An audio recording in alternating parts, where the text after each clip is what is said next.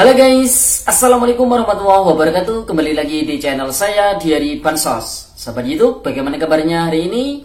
Semoga sahabat YouTube semua dalam keadaan sehat, tambah rizkinya, dan tentunya semakin sukses.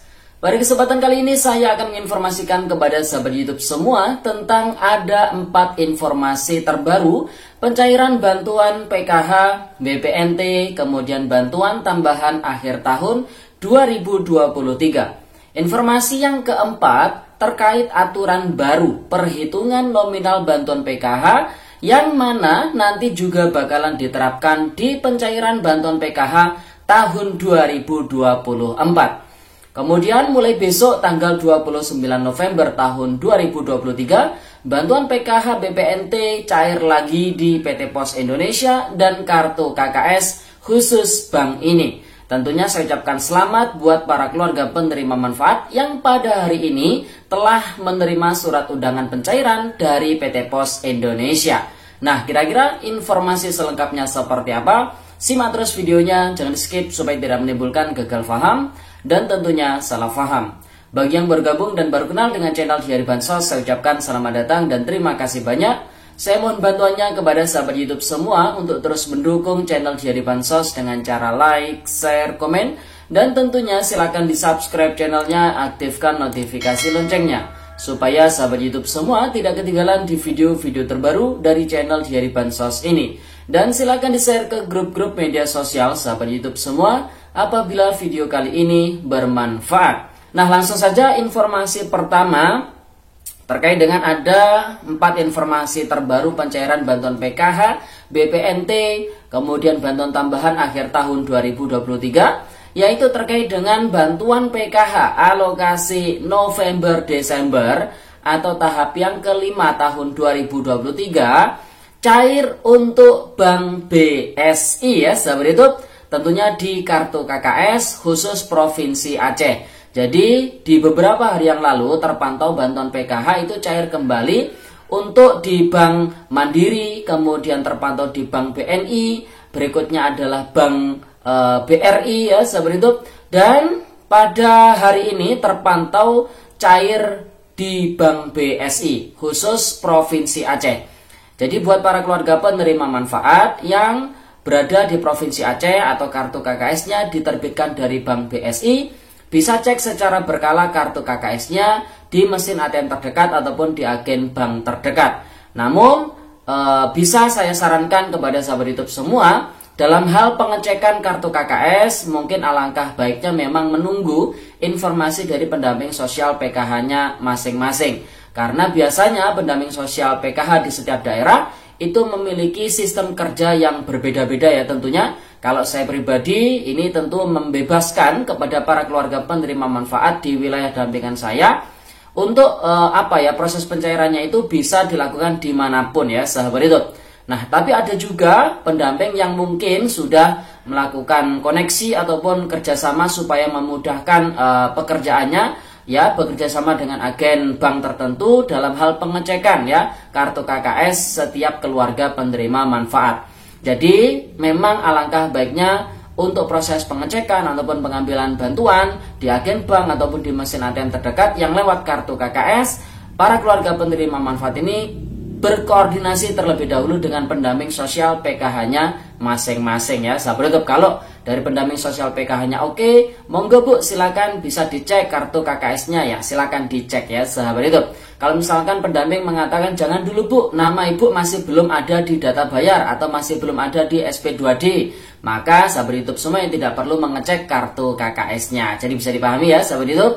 Kemudian informasi yang kedua terkait dengan bantuan tambahan akhir tahun, yaitu berupa bantuan pangan, daging, ayam, plus telur untuk alokasi bulan November tahun 2023. Ini terpantau masih dicairkan ya hingga video ini kita publikasikan, dan yang terpantau ada di wilayah Bandung ya sahabat YouTube, dan saya yakin bukan hanya di daerah Bandung saja. Bagi daerah yang menjadi target proses penyaluran daging ayam plus telur oleh Bappenas ini, pastinya ketika alokasi bulan November masih belum terdistribusikan, maka akan didistribusikan. Perlu diketahui oleh sahabat YouTube semua, bantuan daging ayam plus telur ini diperuntukkan bagi KRS, keluarga berisiko stunting, yang jumlahnya atau kuotanya yaitu sebanyak 1,4 juta KRS saja ya sahabat YouTube, tidak menyeluruh ke seluruh keluarga penerima manfaat. Kemudian informasi yang ketiga terkait dengan mulai besok di tanggal 29 November tahun 2023 terpantau ada di PT Pos Kota Cirebon, kemudian Banyuwangi dan juga Palu mulai mencairkan bantuan PKH BPNT tahap keempat tahun 2023. Dengan rincian untuk daerah Palu, proses penyalurannya ada di kantor pos Palu ya semuanya. Kemudian untuk di wilayah Cirebon, ini ada yang proses pencairannya di kantor pos Cirebon, ada yang di kelurahan, dan ada yang di daerah Gor Grenjeng ya namanya. Kemudian untuk di wilayah Kabupaten Banyuwangi, full penyalurannya ada di kantor desa dan juga ada di kantor kelurahan ya sahabat YouTube. Tentunya buat para keluarga penerima manfaat yang besok ada jadwal penyaluran atau jadwal pencairan, tentunya pada hari ini mungkin maksimal nanti malam atau besok pagi sekali akan mendapatkan surat undangan pencairan yang dibagikan oleh masing-masing pemangku wilayah, biasanya RT RW ya atau kepala dusun atau ketua kelompok nanti akan mendistribusikan surat undangan dari pos tersebut ya sahabat YouTube.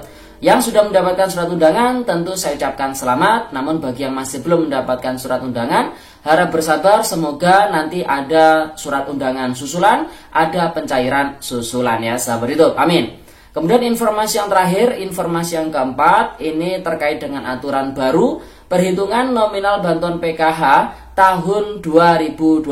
Artinya aturan ini memang sudah diterapkan di pencairan alokasi November-Desember tahun 2023, namun nanti juga akan diterapkan di pencairan bantuan PKH tahun 2024 ya sahabat YouTube. Nah, aturannya apa saja? Jadi bantuan PKH itu adalah bantuan bersyarat. Salah satu syaratnya adalah memiliki komponen PKH. Nah, secara prioritas komponen PKH itu diurutkan, yang pertama adalah anak usia dini atau anak balita, itu adalah prioritas yang pertama. Yang kedua komponen SD sederajat, yang ketiga SMP sederajat, keempat SMA sederajat, kemudian yang kelima komponen disabilitas, lanjut komponen lansia, kemudian prioritas yang ketujuh adalah untuk komponen ibu hamil. Jadi itu urutan prioritas komponen bantuan PKH ya sahabat itu perlu diingat ya. Jadi urutannya itu anak balita, SD, SMP, SMA, disabilitas, lansia, dan ibu hamil. Kemudian ada 13 kriteria untuk menentukan nominal bantuan yang diterima oleh para keluarga penerima manfaat. Yang pertama, anggota keluarga PKH harus terdaftar sebagai individu yang aktif di DTKS. Jadi semua komponen PKH harus tercatat aktif di data DTKS. Kemudian yang kedua, dalam satu keluarga dipenuhi maksimal 4 komponen. Jadi yang bisa masuk ke perhitungan bantuan PKH maksimal adalah 4 komponen ya sahabat itu.